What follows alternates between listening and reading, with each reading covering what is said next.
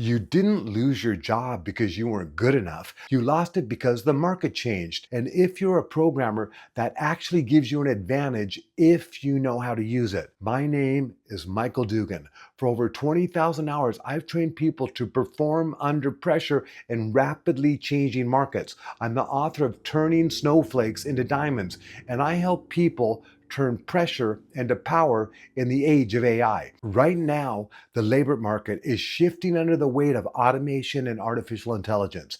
In the United States alone, so far in 2026, there have already been more than 26,000 tech layoffs across 49 companies, with hundreds of job cuts announced every day. And that's not just general tech jobs. Studies show that employment for software developers aged 22 to 25 has declined by 20% since the widespread adoption of generative AI beginning in late 2022. Even as overall employment has remained stable, looking more broadly, global forecasts suggest that up to 40% of employers expect to reduce staff where artificial intelligence can automate tasks. With millions of jobs potentially displaced, as adoption increases, here are three things that you need to know. First, you are always transmitting a signal. Your internal state, your hormones, your attention, your identity is broadcasting a frequency that shapes how the world responds to you. Second, your consciousness increases your influence. The more aware you are, the greater percentage your reality you co-create, just like tuning a system rather than running it unconsciously. Third, identity determines behavior. When you shift seeing yourself as disrupted to seeing yourself as a programmer of reality, your actions change automatically, and so do your outcomes. Here's the truth. Everyone is programmed. We're conditioned by our past. Very few people know that they're programmers.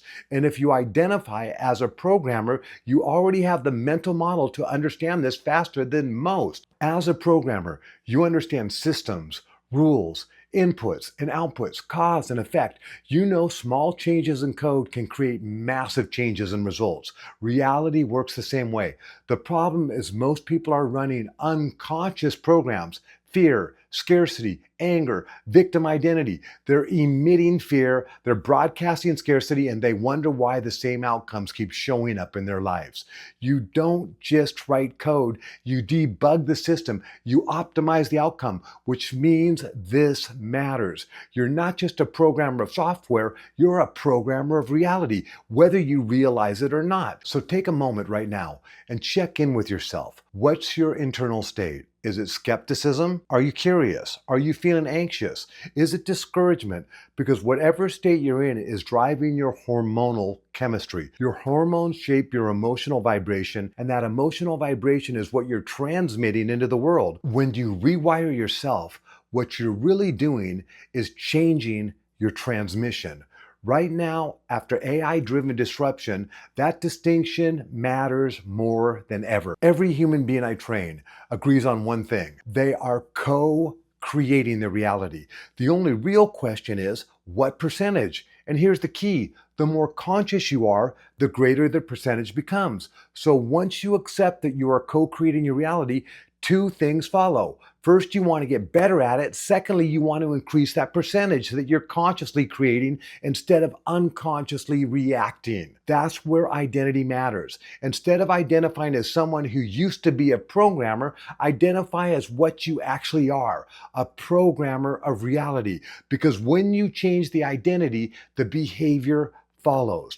Most people unconsciously program fear. They're afraid of the future. They emit fear. They're angry about being laid off, so they emit anger. They feel like victims, so they show up as victims, and the market responds accordingly. Here's a principle I live by.